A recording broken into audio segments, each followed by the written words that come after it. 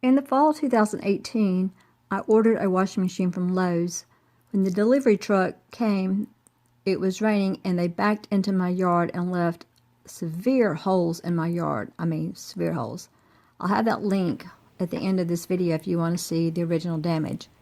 When my grass came in, this is what happened. I still can't get grass to grow and there's still holes in my yard. Should Lowe's come out and do some more repair on this? What do you think? Does this look repaired to you? Does this look good to you?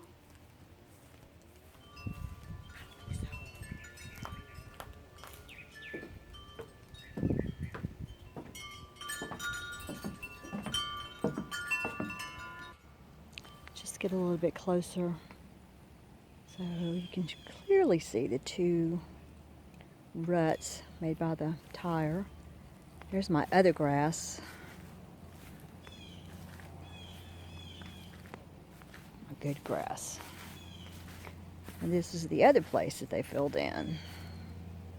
I think he just planted winter grass, which died, and nothing's come back. Should I call Lowe's and ask them for more fill dirt and some grass seed? That looks pretty bad, doesn't it? Compared to that. Let me know what you think.